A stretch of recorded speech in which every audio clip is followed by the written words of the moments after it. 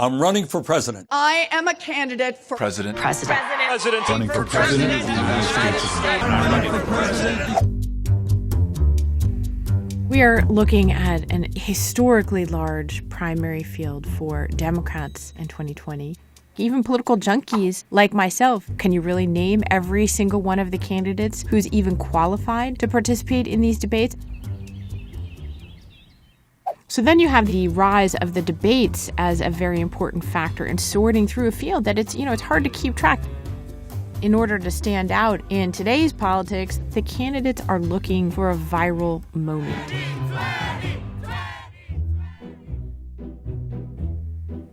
Think back to some of the most memorable moments of campaigns past. A lot of them have come from debates.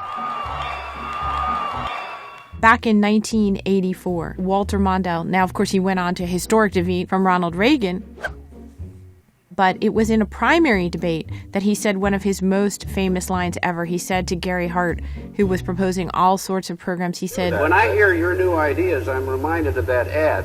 Where's the beef?" Yeah. In the 1980 Republican presidential debate, Ronald Reagan sandbagged George H.W. Bush.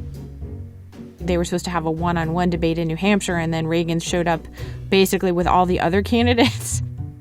He didn't want to elevate Bush as his one main challenger. When Bush objected and they tried to turn off the microphone, "Is this on?" Reagan said, "I am paying for this microphone, Mr. Speaker."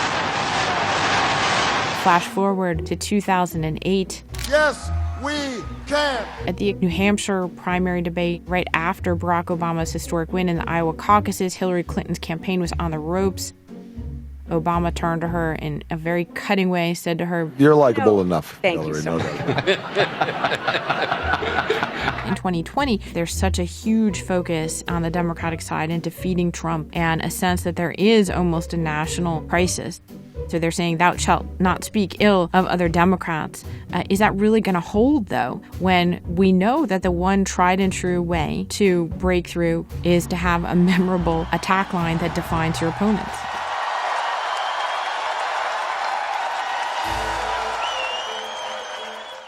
The reason there are so many candidates running is because there is no real frontrunner. There is a leader in the polls, and that is Joe Biden.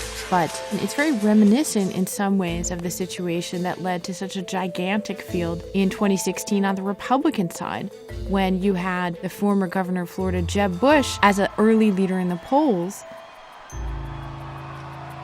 And yet everybody understood that he was a weak frontrunner at best. And of course, that's what he proved to be. Please clap.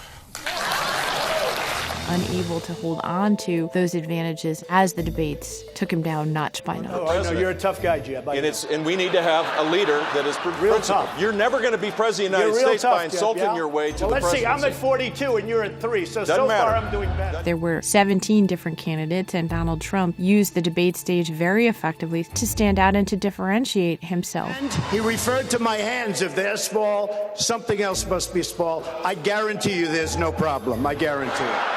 The ultimate master in modern times of using the crowded Republican debate stage in 2016 to gain attention for himself at the expense of his other candidates. This little guy has lied so much about my record. Here we go. The person.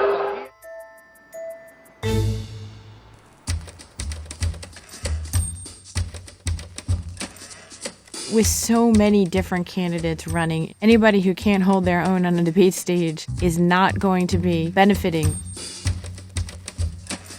Kamala Harris, a former prosecutor, with her rat-tat-tat delivery, that's been one of the main reasons, in fact, that she's acquired a national following. Has the president or anyone at the White House ever asked or suggested that you open an investigation of anyone? Yes or no, please, sir?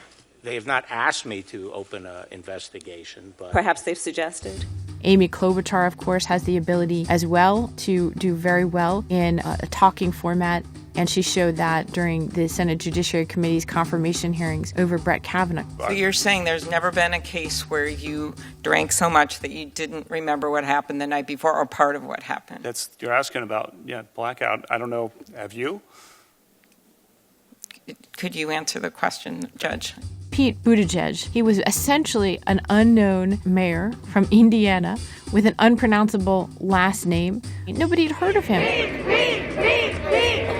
A CNN town hall made him probably the most viral and momentum-fueled candidate so far of the Democratic primary elections. Do you think Vice President Pence would be a better or worse president than President Trump? How could he allow himself to become the cheerleader of the porn star presidency?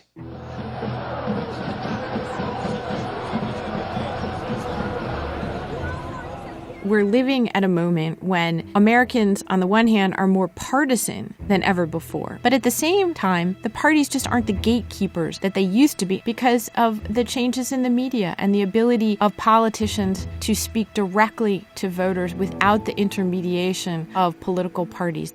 They don't control the access to people anymore. The fear is that the structure of politics has followed the fragmenting of the media and that it's enough to win with a small but passionate minority of voters. Remember, Donald Trump is a minority president. He's never governed with the support of most Americans. And by the way, he didn't have a support of the majority of Republicans either until he actually won the nomination and in his presidency. We will make America great again. And so going into the 2020 Democratic nominating process, could you end up with a Democrat who rides a niche issue all the way to the polls?